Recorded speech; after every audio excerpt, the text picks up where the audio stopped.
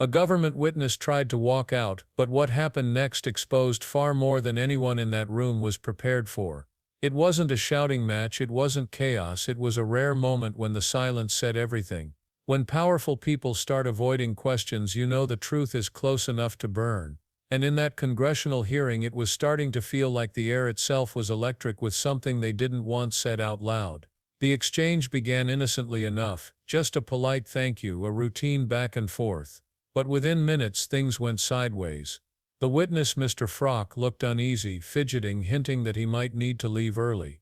When asked where he was going, his answers became slippery. "It's not lunch," he said. "I can't remember if I'm meeting the president."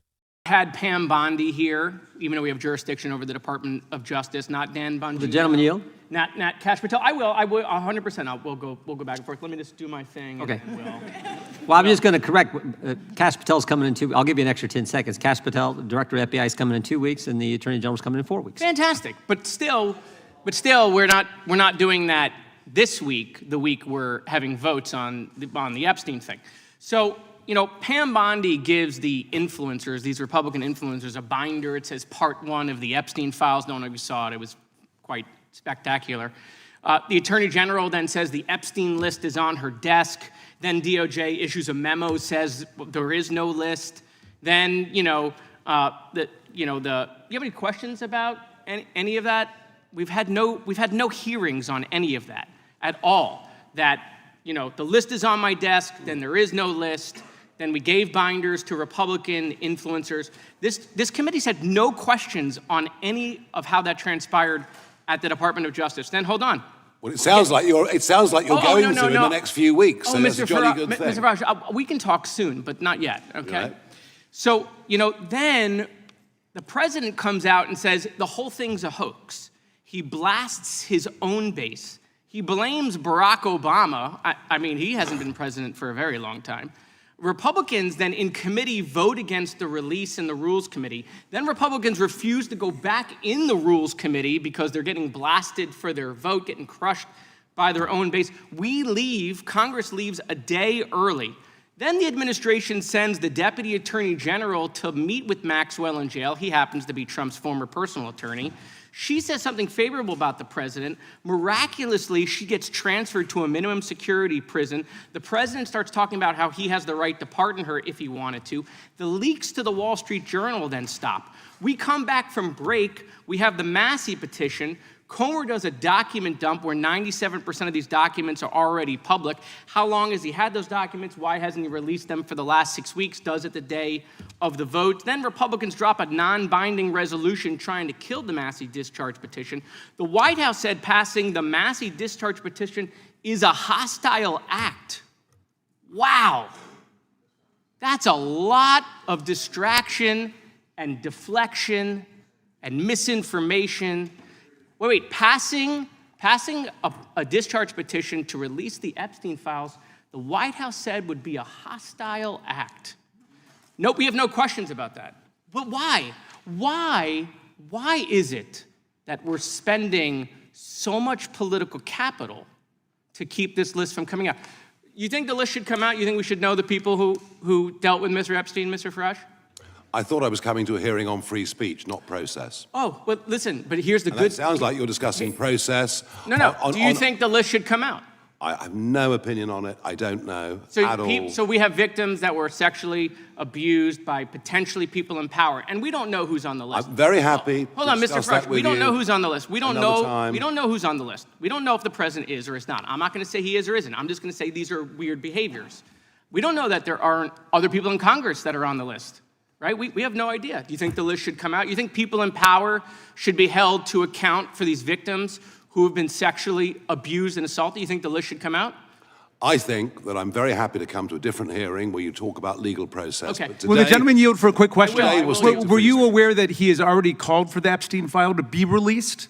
It has been reported that he has called for it to be released. Oh yeah, right here, just to refresh your memory. Yeah, but I happen to have this. But that's not How random. But that is not. Look, you can ask me if you like about Do you agree social with security yourself? policy. Do you agree with yourself? We are here to discuss free speech. Hold on. It's awkward for your lunch after this? Do you agree with yourself? No, it isn't at all. Okay. Mr. Chairman, I'm just curious. This committee has jurisdiction over the Gentleman's Department of time. Justice. Yeah. Why have we allowed Comer to cover this up for the last couple of months? As I said, why is this committee not I taking said 6 weeks jurisdiction? ago that we will have the FBI director in, we will have the attorney general in, and we are doing that in 2 weeks. You can go through that whole list.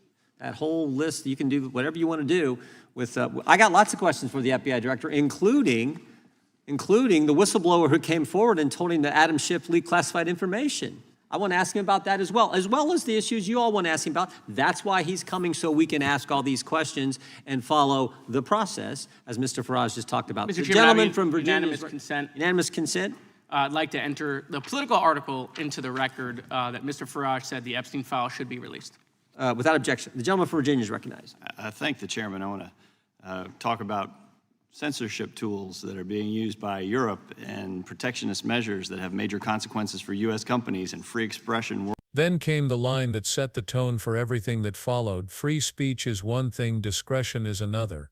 That single sentence, vague and carefully measured, sounded like a warning disguised as professionalism.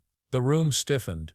Everyone knew what was being avoided, the growing scandal around the Epstein files. For months the committee had tried to get straight answers. Pam Bondi, the Attorney General, had gone on record saying the list is on my desk. Then almost overnight, the Department of Justice issued a memo claiming there was no list at all. Influencers were shown glossy binders labeled Part 1 of the Epstein files, while Congress, the body responsible for oversight, was left in the dark. And when questions started piling up, those binders suddenly vanished into silence. Representative Moskowitz had seen enough. He leaned forward, voice sharp but calm, asking the question everyone else had tiptoed around. Have you heard about what's going on with the Epstein thing here? The witness nodded but dodged. I'm not commenting on anything happening in America, he said, reminding everyone he was a guest from the UK. But Moskowitz wasn't asking about geography, he was asking about morality. Do you think the list should come out? He pressed. The answer was pure avoidance. I have no opinion on it. No opinion on whether victims of exploitation should have justice or whether names tied to one of the darkest scandals of the century should see daylight. That's when the hearing shifted from frustration to disbelief, because it wasn't just the witness dodging. It was the entire machinery around the case, the DOJ, the FBI, even parts of Congress seeming to move in circles instead of forward. 9 months of hearings. No Bondi, no Patel, no files, just promises and contradictions. The list is on my desk, followed by there is no list. Transparency followed by restricted access, and the people who needed answers most, survivors, journalists and the public, were forced to watch the process turn into a maze. Rumors suggest the problem runs deeper than paperwork. Reports claim that when the controversy over the list reached a boiling point, the Deputy Attorney General personally visited Ghislaine Maxwell in prison. According to multiple accounts, that meeting took place right after Congress left town early, one day before the administration called the push to release the files a hostile act. A week later, Maxwell was quietly transferred to a minimum security facility. No charges changed, no explanation given. Then suddenly leaks to the press stopped, almost as if the air went out of the room. Was that coincidence? Maybe. But the timing raised questions no one in power seemed eager to answer. Why would the government call releasing files a hostile act if the goal was truth and accountability? Why would someone convicted of enabling trafficking be rewarded with leniency after a political storm? And why were public officials so terrified of daylight? Back in the hearing room, those questions hung heavy. Moskowitz listed every contradiction like a prosecutor laying out evidence: Bondi's binder, DOJ denials, political influencers getting privileged documents while the Oversight Committee got nothing. And then came the moment that cut through the noise. We have victims who were abused by people in power, and we still don't know who's on the list. We don't know if it includes anyone in this building. We don't even know who's protecting who. Don't you think the list should come out? The witness looked frozen, trapped between protocol and conscience. I think I'm very happy to come to a different hearing, he mumbled. Translation: not today. That wasn't just evasion, it was the sound of a system shielding itself. Every layer of delay, every procedural excuse, adds distance between the truth and those demanding it. And for survivors who spent years being told justice takes time, it's beginning to feel like time itself is being used as a weapon. The White House called a petition for release a hostile act. Think about that wording. Hostile to whom? To the victims, to the public, or to the people whose names might appear in those files? Because the only real hostility visible here is the one aimed at transparency. While citizens demand truth, bureaucrats play chess with paperwork. The Massey petition was supposed to fix that. It called for a clean release, no spin, no selective leaks. But when it reached committee, something odd happened. A last-minute document dump, 97% of which was already public, was presented as a breakthrough. It wasn't. It was theater. A show for headlines, not justice. And behind that curtain the real documents stayed locked away, their contents known only to a handful of insiders. Meanwhile, the survivors who trusted the process are left watching their trauma turned into a political spectacle. Some have waited decades for accountability. They've seen the system move mountains when money or influence was on the line, but when it comes to their pain, everything slows to a crawl. Each new no list exists statement reopens old wounds. Each memo or delay tells them once again that power protects itself first. Yet the defense for secrecy sounds noble on the surface. Officials cite ongoing investigations, privacy rights, national security. And yes, those are legitimate concerns, but they also serve as convenient shields when accountability threatens the wrong people. The problem isn't the law, it's how selectively that law is applied. Because if privacy and justice were truly balanced, there would be ways to protect survivors while exposing abusers. Redacted documents, independent reviews, closed briefings. Those mechanisms exist, but they're not being used. Instead, the process drips with inconsistency, creating the illusion of movement while ensuring nothing actually changes. The timeline matters because control matters. Who had the files, when and why? When Bondi said the list was on her desk, that implied possession. When DOJ later claimed it didn't exist, that implied denial. Both can't be true. That contradiction alone justifies oversight. Yet the committee, the one with legal jurisdiction, hasn't had access. Instead, influencers were given glossy binders labeled Epstein Files Part 1. Think about that. Not classified briefings, not official evidence, binders for social media figures. It's as if the truth itself was being packaged for PR, not for justice. That's not transparency. That's narrative control. And it's exactly why public trust keeps collapsing. Every time the system chooses spin over substance, people believe in it a little less. And when faith in institutions breaks down, conspiracies fill the void. Because nature and politics hate a vacuum. At its core, this hearing wasn't about one list, it was about power, accountability, and how far leaders will go to keep both. When oversight turns into obstruction, democracy rots from the inside.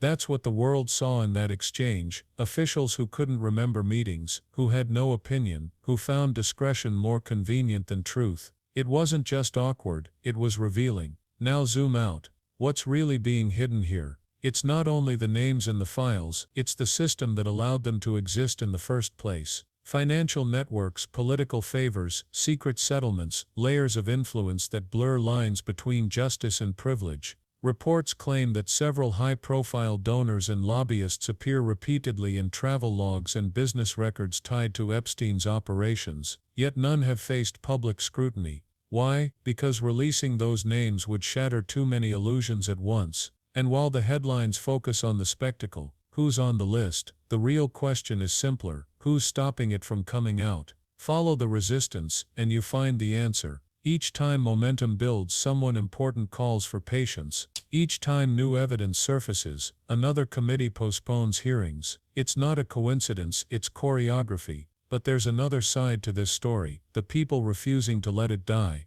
Survivors, journalists, and even some members of Congress continue to push. They're demanding a secure briefing, an independent review, and a clear custody log of every document. Those sound like bureaucratic details, but they're not.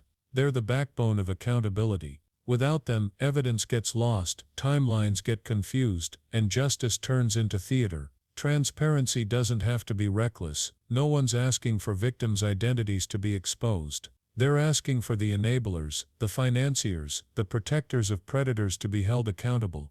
There's a responsible way to do that. Redact names of victims, release names of offenders. That's not chaos, that's justice. Anything less is cover-up. And cover-ups always follow a pattern. Denied, delay, deflect. Then when the pressure becomes unbearable, dump a pile of meaningless papers and declare the case closed. We've seen it before, same strategy, different scandal. What makes this one worse is the human cost. The survivors who came forward were promised that speaking up would matter. Instead, they're watching their stories buried under press conferences and committee memos. Some have already stopped cooperating, saying they're tired of being used as political pawns. Can you blame them? The irony is that real oversight would protect everyone. A transparent process shields innocent officials from false suspicion and gives the public a reason to trust again. Instead, secrecy breeds suspicion, and suspicion breeds fury. That's why this hearing went viral, because it captured in one uncomfortable exchange the entire disease of modern governance. Too much talk about process, not enough courage for truth. Imagine a world where that courage existed, where the files were released responsibly, names verified, accountability delivered. Survivors could begin to heal, the public could move from speculation to understanding, and the government could finally stand on the side of transparency instead of hiding behind red tape. That vision isn't naive, it's necessary, but right now we're stuck in the in-between, a place where everyone says they want truth, but no one actually moves toward it. A place where hearings end with promises, not progress, and as long as that continues, the question will keep haunting every conversation: who are they protecting? When Moskowitz asked if the list should come out, he wasn't asking a question, he was throwing down a challenge. Because deep down, everyone in that room knew the answer. They just didn't want to say it out loud. So here's where this story turns back to you, the viewers, the citizens, the people who actually own this democracy. Pressure changes things. Congress acts when the public refuses to forget. Silence is what lets scandals survive. Every share, every conversation, every demand for answers keeps this issue alive long enough to force change. Don't let the pattern repeat. The people in those files built their power on the assumption that you'd stop paying attention.